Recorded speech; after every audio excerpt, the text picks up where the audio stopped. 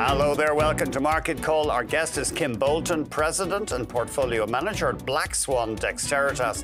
Kim is taking your questions on technology stocks. Call us toll free, 1-855-326-6266, or send an email to marketcall@bnnbloomberg.ca. Remember, 1-855-326-6266, or email Kim right now, marketcall@bnnbloomberg.ca. Kim, it's great to see you, and thanks for joining us. Thanks, Andy. Nice to be back. So far this year, the big tech vendors holding up? Very well. To put it mildly, yeah. But there's just a lot going on. There's so many new products coming out of this whole AI revolution. So it's keeping us busy just trying to keep up with the new products and services that everyone's got coming out. How much of it is hot air, though? I mean, are we really seeing new products emerging here? Absolutely. Okay. Absolutely. You know, very much on the hardware side, like with all the chips and going into the data centers and so on. But now, as we've talked before, now we're going to be having the applications come in play to actually do the processing and the interpretation and so on. So, there's just tremendous amount of stuff going on. And you can see it from the vendors. Yes, they're making a heck of a lot of money with all these new products and services revolving around generative AI. But you'll see this year that actually the end users are going to make some hay out of this too. What you mean, corporations actually exploiting AI? Absolutely. And you can see that it's going to end up making them faster, more efficient, and also the services coming out. You know, we feel it, that there's so much going into the end users, and the training of all of that is taking some time. Yeah, I mean, notoriously, technology takes quite a while before the actual productivity emerges. Absolutely, but you can see it from the vendor side, especially from the chips, that you know, they're just making a heck of a lot of money. And then not only are they selling a lot, but the margins are just enormous. You know, just take, for example, NVIDIA. The gross margin on NVIDIA's super chips is 75%. Nice. Isn't it? So that's how they're making their money. Why do you need special chips for AI? Well, the new thing is now the packaging of both the GPUs together with the CPUs. And that allows the data processing to move a lot quicker, and the interpretation of that to fly off the wall very, very, very quickly. I know CPU is central processing unit. What's GPU again? Graphic processing unit. Of course. Remember NVIDIA, if you go back, I don't know, even 8 years ago, GPUs were huge into the gaming industry. Oh, yeah. And then, you know, with a lot of the crackdown, especially over in China, it took a bit of a back seat. But then the cryptocurrencies came along, and they had to use the GPUs. But now it's given new life now for the generative AI, because that's what they require, are the GPUs. So they came out with that a year ago, and then the likes of NVIDIA, Intel, AMD, now they've come out with this packaging of the CPUs, central processing units, with the graphic processing units, just to make the processing and the interpretation a lot quicker. There's a look at a 10-year chart for NVIDIA. My goodness. Yeah. You're happy if you bought after the sell-off during 2022. But even, you know, if you pull up the Meta, Facebook. Okay. Gosh, it was only about a year ago that Facebook was, Meta was down at about, you know, $150 to $200. And here we are, almost at $400. Wow. Yeah, the bounce has been incredible. We're looking forward to the show. Kim Bolton is our guest today on Market Call. He's taking your questions on technology stocks. 1-855-326-6266.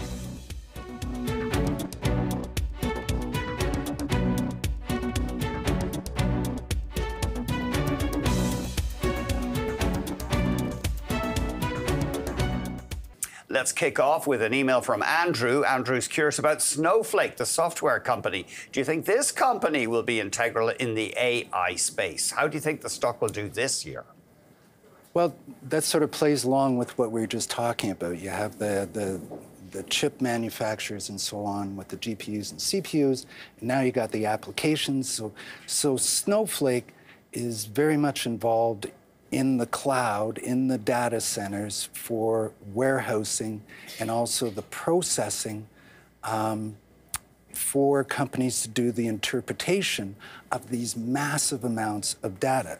So absolutely, Snowflake is already integral in artificial intelligence, and it brings generative AI into machine learning and data science. And so currently, what is trading at about a 208? We have a 12, well, it's interesting because here we are in the midst of earnings season. And so a lot of these price targets are going to change. Right now, the average price target out there for Snowflake is $218. But I'm sure as it comes around for earnings that they're going to up that. Snowflake has partnered with NVIDIA. Of course, everyone's partnered with NVIDIA to provide businesses with an accelerated path to create customized generative AI applications. And so they're embedded into the cloud. They're very much involved in data warehousing. Now, the only problem with Snowflake is that they're still losing money. But they're making a lot of revenue, but they're plowing it back into the company. So, 208, I wouldn't particularly buy it here. I think you can get it south of 200. It was only there earlier this week. So down, between 190 and 200, between 180 and 190, and 170 and 180. Okay. We have an email from Jeff. Jeff is asking about Fortinet, FTNT on the NASDAQ. Would Palo Alto or CrowdStrike be a better place to allocate cash? Because, of course, they're all cybersecurity companies. So all of these, Palo Alto, CrowdStrike, Fortinet, they're all involved in network security, endpoint security, cloud security, managed security services, and certainly in the security operations center. Fortinet is very, very conservative when it comes to the reporting season.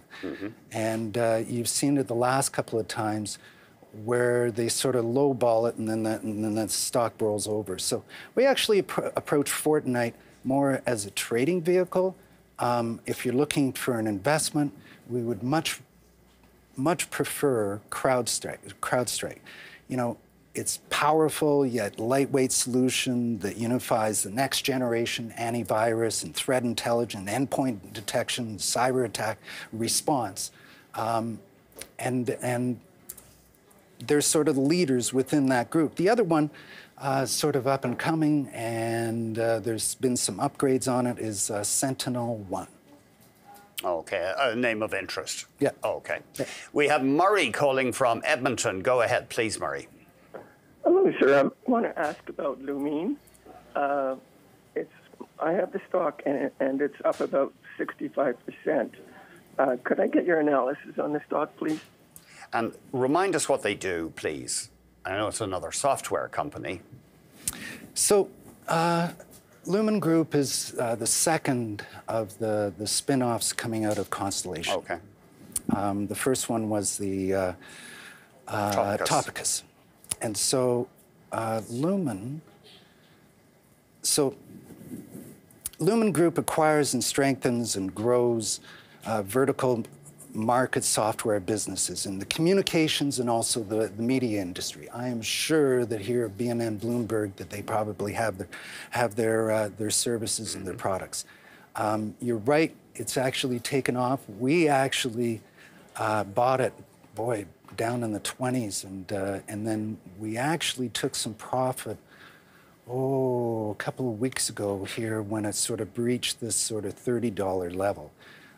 So, the average analyst out there has a price target of $26, and here it is at $32. So it's a bit rich up here. I would suggest if you can if you can buy it under 30 and sort of down around 28, and certainly if it goes down toward 26, you know, you've had a big boost, but it was only a couple of weeks ago that, you know, the NASDAQ was actually down on the year, and here it is, it's up 7% on year to date. So I think the mantra for this year is going to be extreme volatility, and so you have to be patient. You will get a chance to get into stocks like this. So you wouldn't be chasing it right now. You'd wait for... Yeah, well, we just took some profit on it. Okay. Don in Vancouver, go ahead, please. Yes, well, I guess in a similar vein, my question was on Topicus, and I was just wondering what Kim thinks about initiating a position at these levels, what he thinks about the management team and the current valuation. Okay, another spin-off from Constellation. Yep. So here we are trading at 104. This still has a bit of a runway left. We have a 12-month price target of $126. You can see it's sort of rolled over a little bit. So Topicus, it provides vertical market software and vertical market programs, especially over in Europe. And it acquires and manages and builds these vertical market software and platforms. So I would wait for a bit of a pullback. You could buy maybe a quarter position here, but I think you can get it sort of down toward about $95, and then if you're lucky, down around $90. So again, it's a bit of a theme today. You feel quite a few of these tech stocks have had a run. But it's difficult, Andy, because here we are in earnings season. And you can see the likes, although only a handful have voiced their earnings so far. I think everyone's sort of paused. They're not changing their price targets, and they're sort of waiting independently of each company coming in and reporting. And then, you know, probably mid-February, everyone's going to start changing their price targets. So. Even with a lot of these, we're holding on, and we have sort of rolling stops below. But yeah, there is a theme. You know, the market has gone up certainly through the NASDAQ about 7% in the last couple of weeks. Yeah, it's tough, right? Yeah. We'll be back with Kim Bolton of Black Swan Dexteritas. He's taking your questions on technology stocks.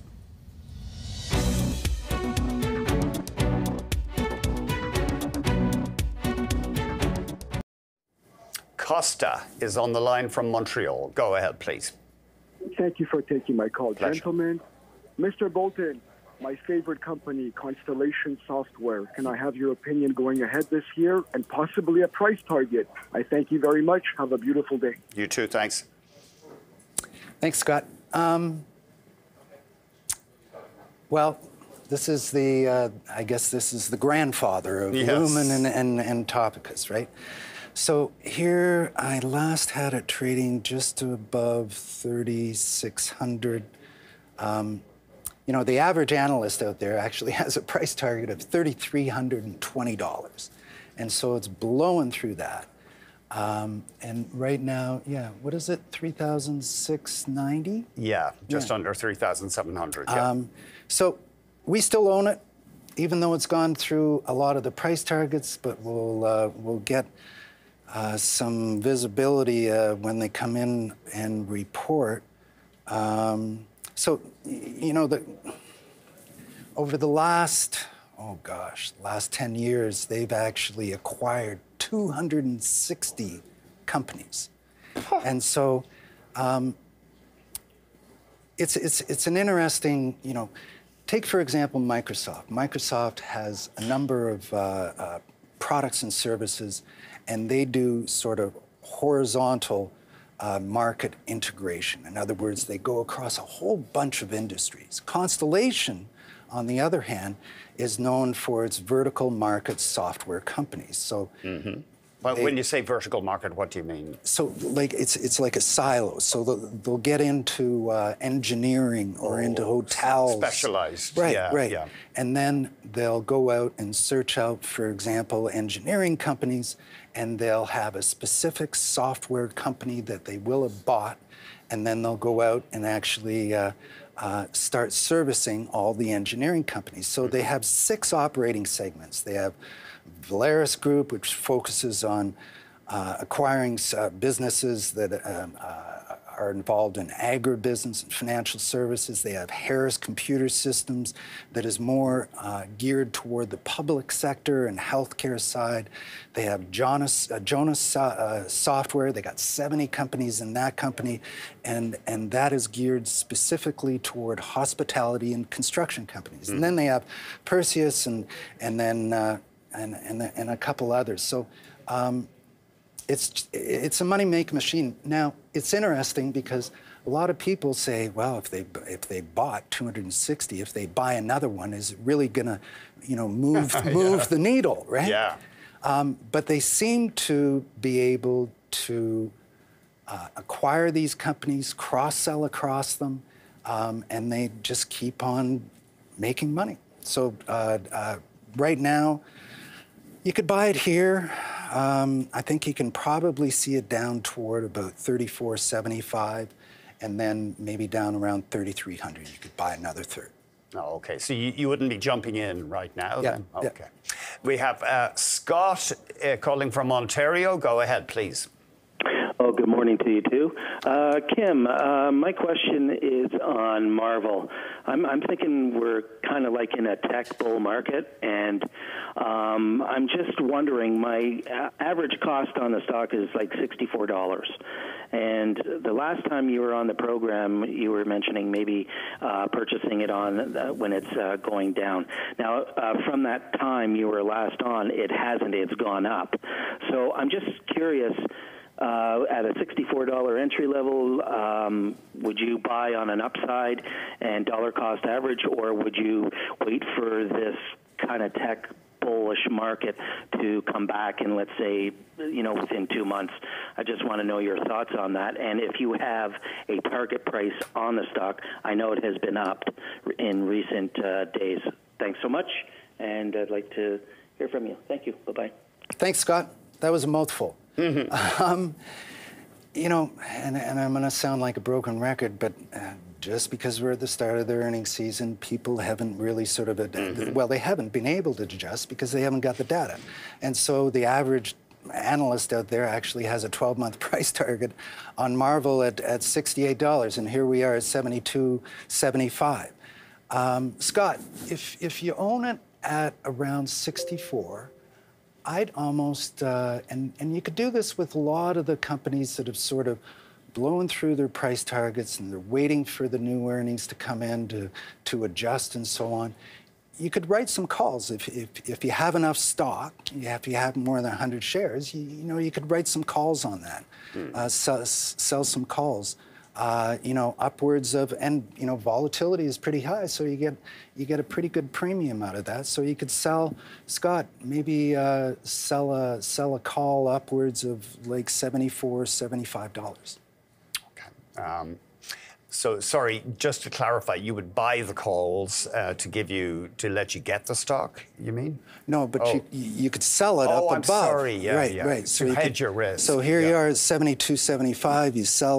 You sell a call upwards of $74 to $75. Sure. You get some premium, and then just sort of watch the price action. You may want to sort of roll up the strike if it starts to go up, or you might want to have it taken off your hands. But options are a great tool to actually get some income out of a stock that you're eventually looking to get some capital gains out of. Andrew's in Waterloo, Ontario. Go ahead, Andrew, please. Good afternoon.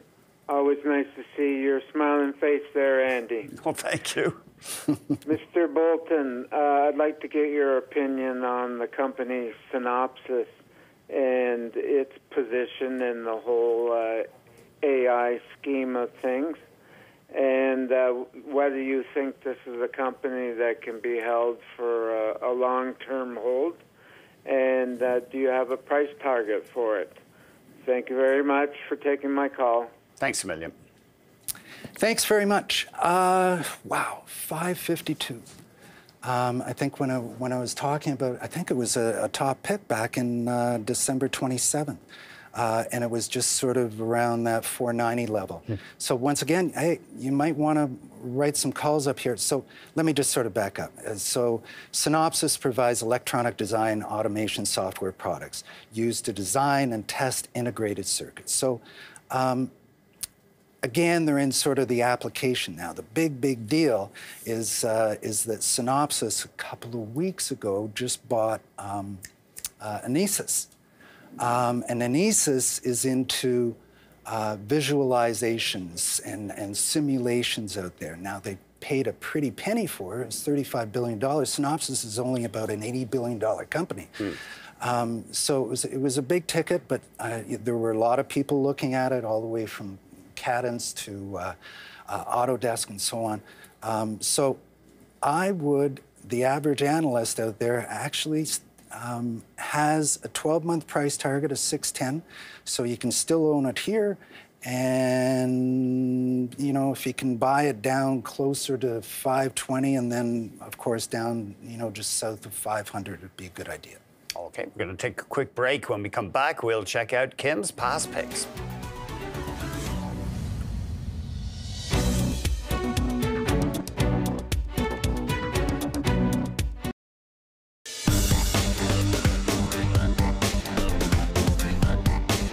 Kim was on the show February 22nd of last year. His first idea was Alphabet, aka Google. Let's see how this one did. The Uber internet stock, in some ways, look at that, up more than 60%. Yes. Nice, eh? And that's one of our top 5 holdings in the fund, but also through our separately managed accounts. So much that you can talk about on this. Everyone knows about the Google services, and the advertising actually contributes anywhere from 75 to 80% of the revenue for Google. It's held back a little bit because everyone sort of was of the mind that AI, especially ChatGPT, would be cutting their grass in the search side.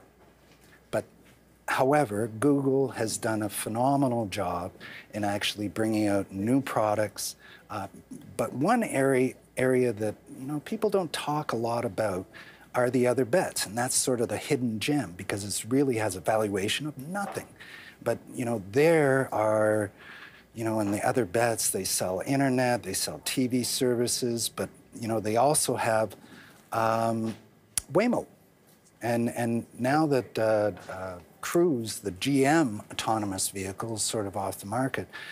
They're the king when it comes to the autonomous vehicle. But this is a great example of a company that has really harnessed AI, and then they're coming out with all these AI-powered tools, all the way from they launched a MED language model, a generative AI model for the healthcare industry. They came out recently with Gemini Pro, which is a large language model for enterprises. They came out with DeepMind, which is and they unveiled Alpha Geometry, and geared toward chemistry and a lot of geometric problems. But then they've also incorporated a lot of the super chips that go into their cloud. So we still own it. You could buy it here around, what are we, around 146. We have a 12-month price target, 151.50. So sorry, 151.50 for Alphabet. Okay. And so yeah, if you can own it here. I definitely recommend if you can get it down just under 140 and then sort of in the low 130s. Okay. Your next idea was Autodesk. This one gaining almost 20%. So Autodesk currently trading just around 250. We have a 12-month price target of 260. So this is the company that provides 3D design and engineering and entertainment software and services worldwide.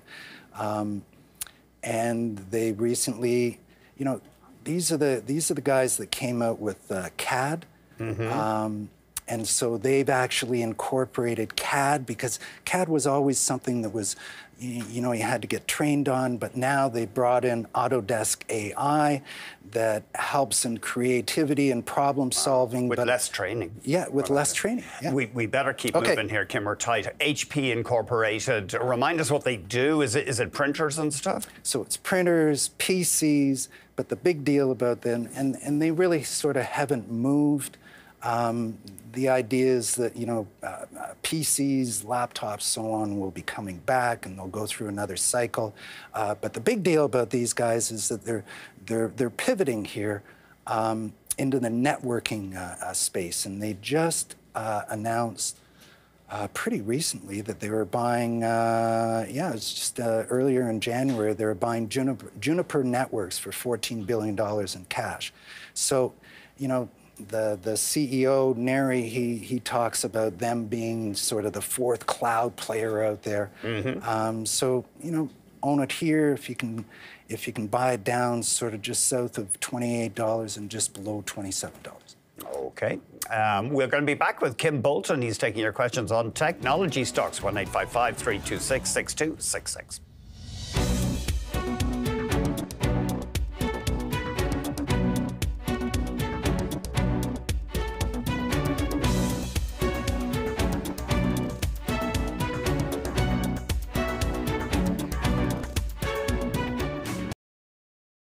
Let's head to Hamilton, Ontario. Chris, go ahead, please. Good afternoon, gentlemen. Hi there. Thank you for taking my call. Pleasure. I'd like Kim's view on Salesforce. It seems to have really done well lately, and I just wondered if it was becoming overvalued and maybe I should take some profits. And I was thinking of adding to my position on Advanced AMD. I'd like your view. Thank you. Thank you very much. Thanks, Chris. Well, congratulations. You're right. Salesforce has been very, very good to you.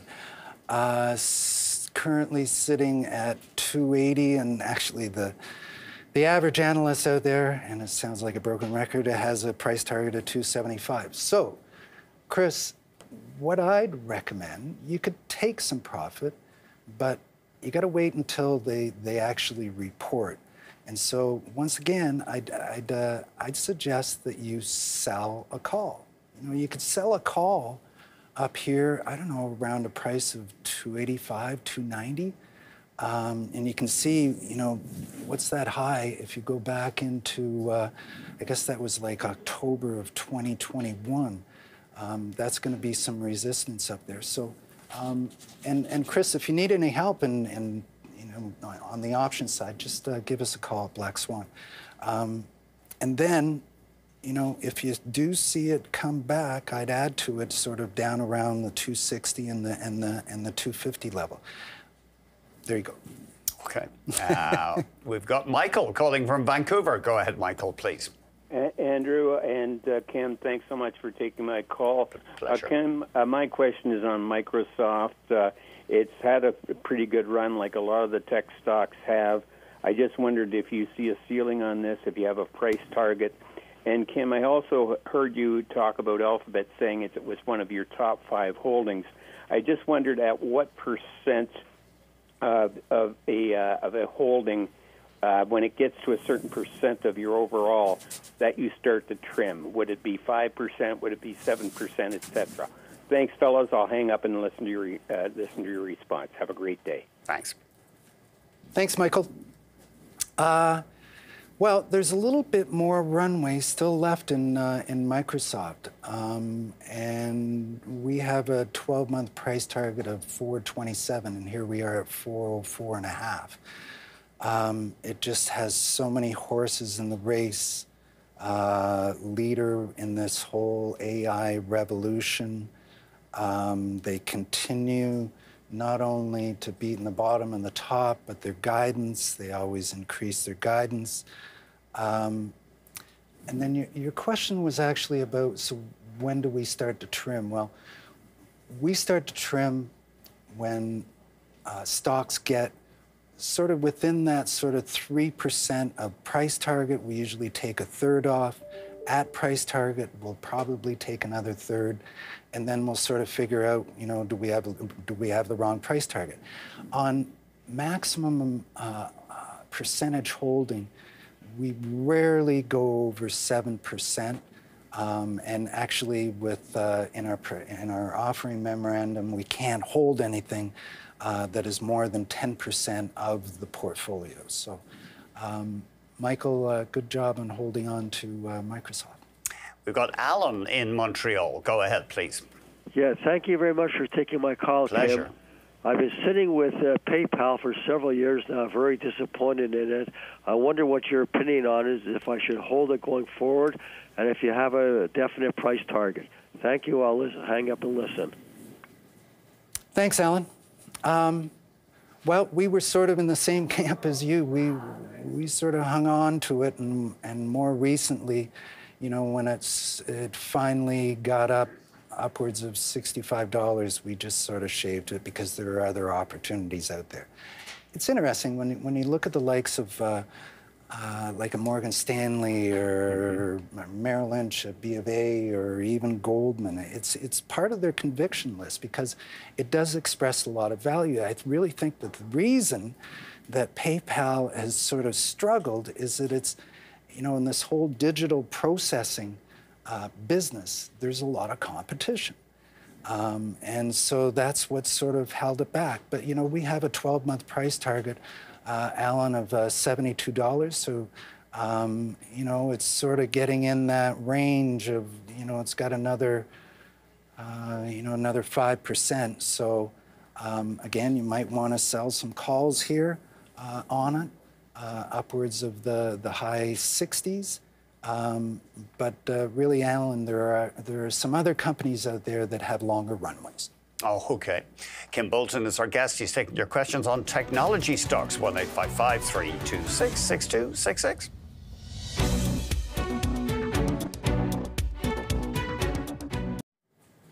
Let's head to Vancouver. Mo, go ahead, please. Good afternoon, Andrew. Good afternoon, Hi there. Kim. My question regarding to Shopify. I just wondering your guess what's the model price got for Shopify, and you own the stock or not. I appreciate it. I hang up and listen. Thanks very much. Thanks, Mo.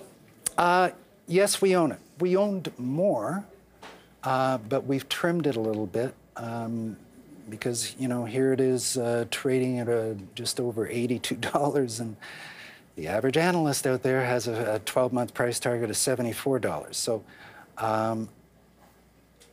Mo, I would, so just to back up, Shopify, you know, it's the king of e-commerce as a service, servicing small and medium-sized companies. It is really a fantastic company for Canada to go out and exhibit our skills in the technology arena. I think you can probably pick it up closer to, you know, the low 70s, and maybe in the high 60s. But Mo, again, I'd sort of suggest maybe selling some calls against your position up here. Okay, sell some calls and give away some upside, but get some income in the door. Well, you know, when you sell a call, you can manage it, and if it starts to approach the strike price, you can roll it up. Yes, yes. Sanjay's in Ottawa. Go ahead, please. Hi, thanks for taking my call. Pleasure.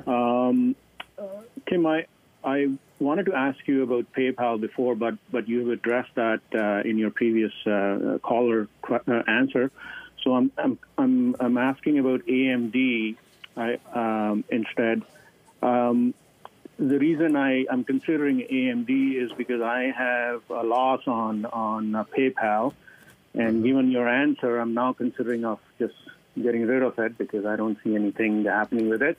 Sure. But is AMD at a right price right now, or is it also overvalued? What would you suggest? Would you suggest anything else? Or okay. AMD is an interesting one. If you look into it, its price earnings multiple is north of 1,000. North of 1,000 times. So in other words, if they just sort of maintained their earnings and revenue just where it is, it's going to take you 1,000 years to actually, right? And so, but it's a great example of how the market has sort of got ahead of itself. I would actually recommend, instead of AMD, is NVIDIA. Either NVIDIA or Intel, because they have a longer runway. You know, AMD, the average price target out there and it's covered by 27 analysts, is $135, and here we are at at 168. And I know there's a lot of talk and hype around NVIDIA. However, they do control 80% of that super chip and GPU market out there.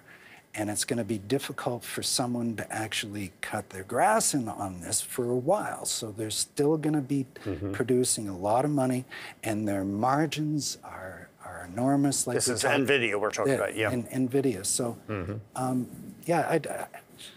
I just, we've taken the profit actually on AMD, and we've got into the likes of, certainly on the chip designer side of NVIDIA and Intel. Let's head to Vancouver. Mary, go ahead, please. Hi. Thank you for taking my call. Pleasure. I want to find out, Broadcom, because it's doing really well. It seems like all the AI companies or chip companies is doing really well. But I wonder, what is the prospect? What is the future prospect? And is that a good candidate for a TFSA account? Or maybe I should choose something else like WSP, or maybe Kim can help me, give me what is a better choice for my TFSA account. Thanks. Thanks. That answer is a lot longer than a couple of minutes. So I would suggest that you give us a call at our office. But when it comes to Broadcom, here again, it's trading at $12.72, and the average price target is lower. It's down around 1,175. So Broadcom designs, develops, supplies various semiconductor devices, and with a focus on complex digital and mixed signal complementary metal oxide semiconductors.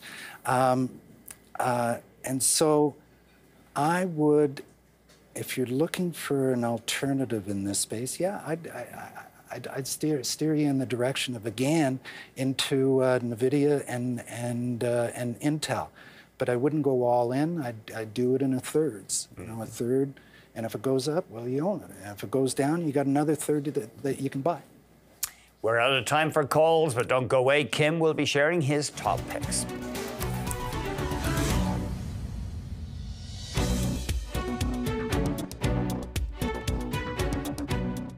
Let's get to those top ideas. Dassault Systèmes, involved in design and other things. French company. We sort of had to dig around because as we take profit, we have to look for these other companies that have longer runways. Now, mind you, it isn't a long runway. It's about 20%. Currently trading just above $50. We have a 12-month price target of $59.50. 12-month price target. So they're a global provider of software solutions and services for products, for design, for engineering, for natural resources, urban planning, and even into the chemicals and materials side. So, as I mentioned, but now with the this is a great example of actually incorporating and making a company more profitable, and better products and services. So they've actually integrated generative AI into their software, and it automates and optimizes the whole design process. I remember sitting here with you, oh gosh, this would be 5 or 6 years ago, talking about Dassault and digital twins. Remember, you could have a machine on a factory floor, and then you could pull up the machine on your screen. Well, what they've done now with generative AI is that you don't have to have the machine. You can actually build the machine on your screen. So they do it for predictive maintenance and manufacturing, customization, personalization of customer data, simulation and testing, especially over into that, as I mentioned before, about chemicals and materials experiences. So it's an interesting company, somewhat missed. It is an ADR, but it's actually sponsored on the New York Stock Exchange, so it has good liquidity. Buy it here, just over 50. If you can buy it down closer to 48 and then closer to 45, I think you'll do well over the year.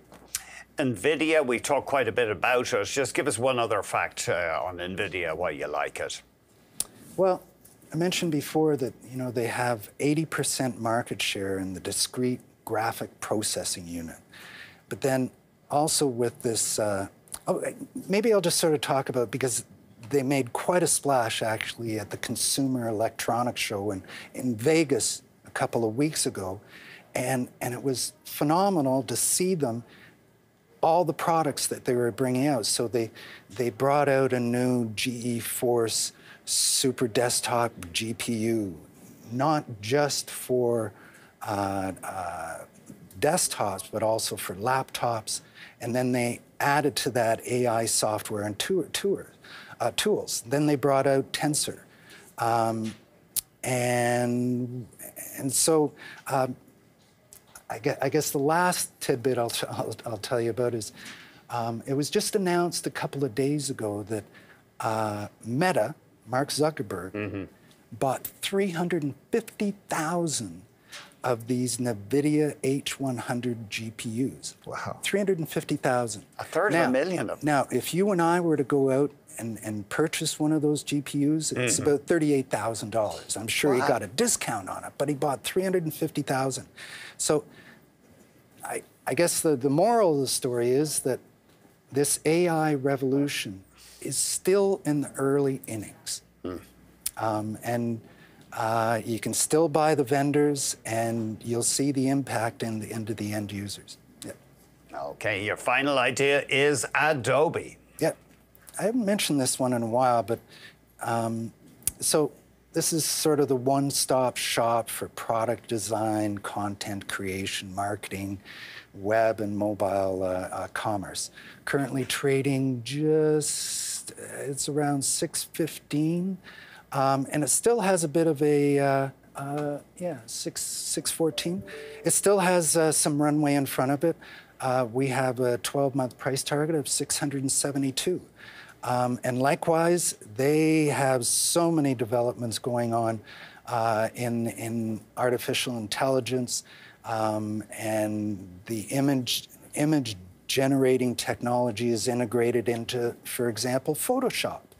And then they just brought out this thing called Generative Match, which allows users to actually generate images based on text. So you don't have to play with it, but you can actually talk to your AI and say, "This is the image that I like," and boom, up it comes. Wow. So they're just, and then they brought out a lot of new things. For example, this is one. So they teamed up with the Australian National University, and they've developed this AI model called LRM that can transform a single 2D image into a high-quality 3D model in just 5 seconds. So you can actually take something that is two-dimensional, talk to the AI chatbot, and it will actually change it into a high-quality 3D model. So it is working. and there's going to be a lot more coming out. So with Adobe, we still see some runway in front of it up to 672, so you could buy it down here. I'd also buy a third here, buy a third down at 580, and another third down at 550. Kim, thank you very much indeed. Great to be here. Kim Bolton, our tech guru, right here on Market Call. Let's have a very quick look at the markets before we go and hand things over to Bloomberg Markets. So you can see the TSX up, so is the NASDAQ. Looks as though investors south of the border are happy with the data that we've been getting, and also economic data, and also tech companies reporting what Bloomberg calls robust earnings. Netflix, of course, inspiring some optimism with its strong subscriber numbers. Okay, we are going to hand you over right now to Bloomberg Markets with Abra Kanwar.